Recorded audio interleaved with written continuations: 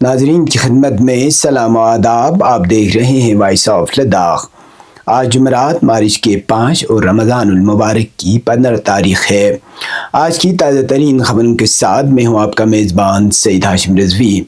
ناظرین سے گزارش ہے کہ تازہ ترین خبروں اور حالات و واقعات سے باخبر رہنے کے لیے ہمارے چینل کو سبسکرائب کریں اور خبریں آخر تک ضرور دیکھیں۔ آپ دیکھ رہے ہیں آپ کا پسندیدہ news channel voice of Ladakh.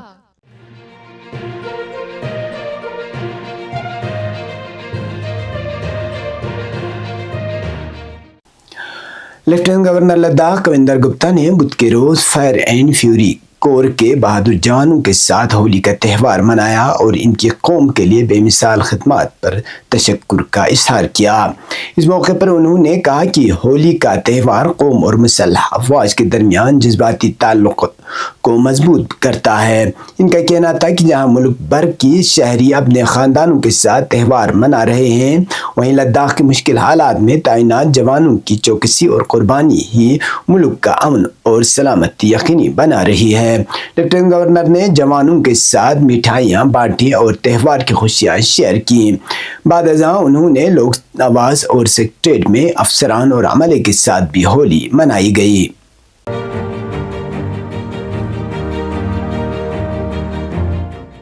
اسلامی جمہوریہ ایران کے خلاف امریکہ اور اسرائیل کی مشترکہ جارحیت میں رہبر معظم آیت اللہ العظمہ امام سید علی خامنائی اور ان کے رفقا کی شہادت کے بعد ضلع کرگل کے عوام میں شدید غم اور غصے کی لہر دوڑ گئی ہے۔ اس المناک سانحے پر وزیر اعظم نریندر مودی کی خاموشی پر مقامی آبادی میں سخت برہمی پائی جا رہی ہے۔ اس سلسلے میں آج بھارتیہ جنتا پارٹی نے ریلیز کے ذریعے پارٹی کے بنیادی رکنیت سے استعفیٰ دینے کا اعلان کیا ہے۔ وزیر اعظم کی خاموشی کو ملک کے 1 کروڑ سے زائد مسلمانوں کے جذبات سے کھلواڑ قرار دیتے ہوئے بی جے پی کی بنیادی رکنیت سے استعفیٰ دینے کا اعلان کیا ہے۔ اراکین کا کہنا تھا کہ ہندوستان ایک جمہوری ملک ہے اور اس کے وزیر اعظم کو بیرونی دباؤ میں آئے بغیر غیر قانونی جارحیت کے خلاف آواز اٹھانی چاہیے تھی، خاص طور پر جب 1 ارب مسلمانوں کے رہبر کو شہید کیا گیا ہو تو اخلاقی طور پر امریکہ اور اسرائیل کی مذمت کرنا وقت کی اہم ضرورت تھی۔ ان کا مزید کہنا تھا کہ وزیر اعظم کی اس خاموشی سے بین الاقوامی سطح پر ہندوستان کے موقف پر سوالیہ نشان لگا ہے۔ معظم کی شہادت پوری امت مسلمہ کے لیے عظیم سانحہ ہے اور اس پر خاموشی ناقابل قبول ہے۔ علماء کرام نے وزیر اعظم کی خاموشی کو بین الاقوامی قوانین اور انسانی حقوق کی پامالی کے خلاف آواز نہ اٹھانے کے مترادف قرار دیا ہے۔ مختلف مقامی شخصیات کا کہنا تھا کہ ماضی میں جب ہندوستان پر بین الاقوامی پابندیاں عائد تھیں، ایران واحد ملک تھا جس نے ہندوستان کا ساتھ دیا اور تیل کی فراہمی جاری رکھی۔ ان تاریخی تعلقات کو مد نظر رکھتے ہوئے وزیر اعظم کو ایران کے عوام اور قیادت سے اظہار یکجہتی کرنا چاہیے تھا۔ واضح ہے کہ ملک کے دیگر حصوں میں بھی وزیر اعظم کی خاموشی پر تنقید کی جا رہی ہے۔ سری نگر میں پی ڈی پی صدر محبوبہ مفتی سمیت مختلف رہنماؤں نے اس حوالے سے وزیر اعظم کو سخت الفاظ میں مذمت کا نشانہ بنایا ہے۔ کانگریس لیڈر سونیا گاندھی نے اپنے ایک تحریری بیان میں کہا ہے کہ خاموشی غیر جانبداری نہیں بلکہ ذمہ داری سے انکار ہے۔ کرگل کے عوام نے امید ظاہر کی ہے کہ ان کے جذبات کو سمجھا جائے گا اور مستقبل میں ایسے عالمی مسائل پر ہندوستان اپنا واضح موقف اختیار رکھے گا۔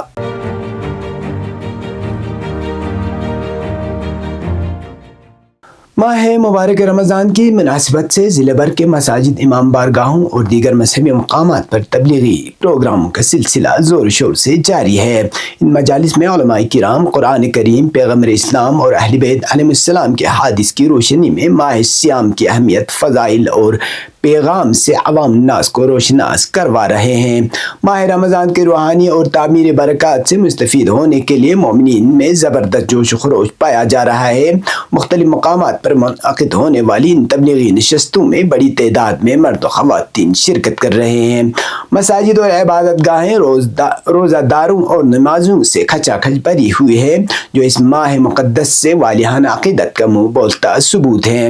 ضلع ہیڈ کوارٹر کرگل میں رمضان المبارک کی مناسبت سے دو اہم مذہبی اداروں کے زیر اہتمام خصوصی پروگرام جاری ہے۔ امام خمینی میموریل ٹرسٹ کرگل کے زیر اہتمام جامع مسجد کرگل میں، جہاں روزانہ تفسیر قرآن، احکام اور اخلاق کی موضوعات پر تقریروں کا سلسلہ جاری ہے، وہیں جمعیت العلماء اثنا عشریہ کرگل کے زیر اہتمام احاطہ اسلامیہ اسکول میں بھی وسیع پیمانے پر تبلیغی پروگرام منعقد کیے جا رہے ہیں۔ ان پروگراموں میں علماء کرام خصوصی طور پر ماہ رمضان کو خودسازی، تقوی اور پرہیزگاری کے حصول کا بہترین موقع قرار دیا ہے۔ مقررین کا کہنا ہے کہ یہ مہینہ رحمت، مغفرت اور جہنم سے نجات کا ہے، لہٰذا اس ماہ کی ہر ساعت کو عبادت، ذکر و اذکار اور تلاوت قرآن میں گزارنا چاہیے۔ ادھر ان تبلیغی پروگراموں کے بعد دونوں اداروں امام خمینی میموریل ٹرسٹ اور جمعیت العلماء اثنا عشریہ کرگل میں محفل انس با قرآن کے عنوان سے خصوصی محافل کا بھی اہتمام کیا جا رہا ہے۔ ان محافل میں ضلع بھر سے تعلق رکھنے والے قاریان قرآن بڑی تعداد میں شرکت کر رہے ہیں، کا تلاوت قرآن کے آداب سے آشنا ہو رہے ہیں اور قرآن کی تلاوت اور تدبر کے حوالے سے قیمتی نکات سیکھ رہے ہیں۔ ان محافل کا مقصد عوام الناس خصوصاً نوجوان نسل کو قرآن مجید سے جوڑنا اور انہیں ان کے پیغام کو سمجھنے کی ترغیب دینا ہے۔ اس طرح محافل پورے ماہ رمضان میں جاری رہے گی تاکہ زیادہ سے زیادہ لوگ اس روحانی ماحول سے مستفید ہو سکیں۔ محافل کے اختتام پر اسلامی جمہوریہ ایران کی فتح و پیروزی اور عالمی استکبار، امریکہ و غاصب اسرائیل کی نابودی کے لیے بھی دعا کی گئی، ساتھ ہی ملک کی سلامتی اور خوشحالی کے لیے بھی دعا کی گئی۔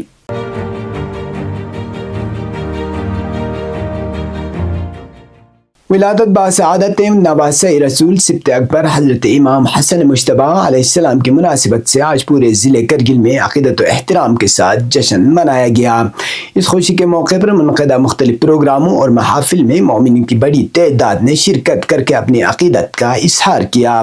ضلع ہیڈ کوارٹر کرگل میں جمعیت العلماء اثنا عشریہ کرگل اور امام خمینی میموریل ٹرسٹ کے اہتمام سے احاطہ اسلامیہ اسکول اور جامع مسجد کرگل میں خصوصی جشن کا اہتمام کیا گیا۔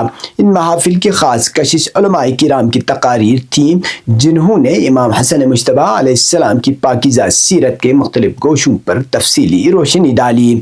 مقامی علماء کرام نے خطاب کرتے ہوئے کہا کہ امام حسن مجتبیٰ علیہ السلام کی زندگی امت مسلمہ کے لیے مشعل راہ ہے۔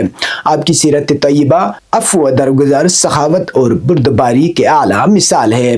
مقررین نے آپ علیہ السلام کے کردار کو اجاگر کرتے ہوئے کہا کہ آپ نے اپنی پوری زندگی میں دین کی سربلندی اور امت کے فلاح و بہبود کے لیے وقف کر دی۔ انہوں نے خاص طور پر آپ کے صلح کے فیصلے کو حکمت عملی اور مصلحت وقت کی روشنی میں پیش کیا اور اسے امت کے لیے ایک عظیم سبق قرار دیا۔ ان محافل میں مقامی ذاکرین اور نعت خوانوں نے بھی امام عالی مقام علیہ السلام کی شان میں قصیدے اور نعتوں کا نذرانہ پیش کیا، جسے پورے ماحول کو روحانی فضا میں ڈال دیا۔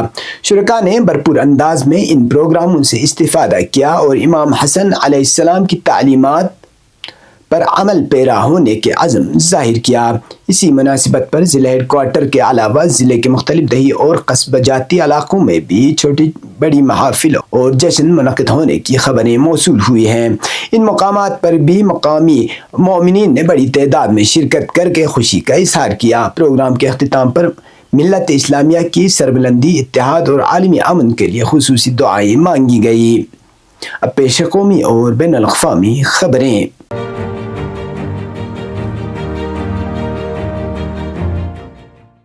جموں کشمیر پولیس نے نیشنل کانفرنس کے رکن پارلیمنٹ آغا سید روح اللہ مہدی اور سابق میئر سری نگر جنید متو کے خلاف مبینہ طور پر جھوٹی اور گمراہ کن پوسٹیں شیئر کرنے کے الزام میں مقدمات درج کیے ہیں۔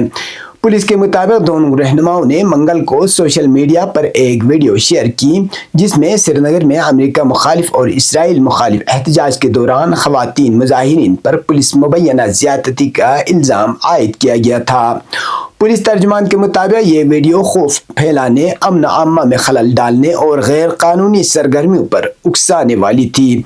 इस सिलसिले में साइबर पुलिस स्टेशन में 2 मुकदमा दर्ज करके तफ्तीश शुरू कर दी गई है। तनी असनार रुकन पार्लियामेंट आगा रूहुल्लाह ने दावा किया कि इनके सिक्योरिटी प्रोटोकॉल में कमी कर दी गई है। इनके करीबी ज़राए के मुताबिक जेड कैटेगरी के महफूज शख्सियत के हामिल रूहुल्लाह की हिफाजती गाड़ियों और एहलकारों में कमी की गई है।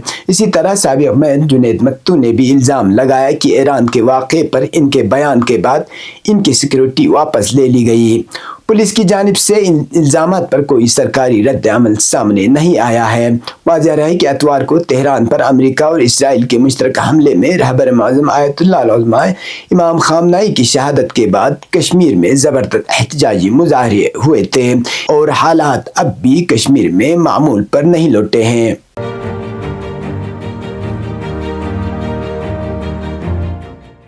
ईरानी इनकलाबी गार्ड कोर IRGC ने बुध के रोज़ ऐलान किया है कि इसने इलाके में अमेरिका और इसराइल के जदीद तरीन रेडार्स को तबाह करके इनकी आंखें फोड़ दी हैं। गार्ड्स कोर के मुताबिक ऑपरेशन सच्चा वादा 4 के 17वें मरहले में 7 से ज़ायद जदीद रेडार तबाह किए गए, जबकि अमेरिका के थर्ड मिसाइल डिफेंस सिस्टम को नाकाम बनाकर इसराइली वज़ारत जंग की इमारत और बेन गोरियन हवाई अड्डे को निशाना बनाया गया। बयान में कहा गया कि पिछले 100 घंटों से मकबूजा इलाकों में मुसलसल सायरन बज रहे हैं और सुन्नी आबादकार पनाहगाहों में हैं, जो ईरानी मिसाइलों के कामयाबी का सबूत है। IRGC ने खबरदार किया कि आने वाले दिनों में हमले मजीद तेज और वसीअतर होंगे। इसके अलावा IRGC ने बहरीन में वाक़या अमेरिका के अमेज़न डेटा सेंटर को भी निशाना बनाने का दावा किया है, जिससे डेटा सेंटर को वसीअ नुकसान पहुंचा है। गार्ड कोर का कहना है कि बहरीन में ये डेटा सेंटर खत्ते में अमेरिकी फौजी और इंटेलिजेंस सरगर्मियों में अहम किरदार अदा कर रहा था। वाज़ेह है कि IRGC ने इससे कबल बहरीन में अमेरिकी बहरी जहाज इब्राहिम लिंकन और एक डिस्ट्रॉयर को भी निशाना बनाया था। ये कार्रवाइयाँ हालिया अमेरिकी इसराइली जारहियत के जवाब में की जा रही हैं। ये तब तक की खबरें, इसके साथ मुझे और मेरे साथियों को दीजिए इजाज़त। अल्लाह हाफिज़।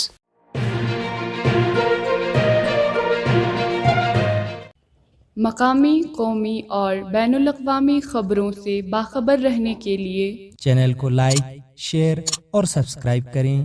साथ ही बेल आइकन दबाना न भूलें।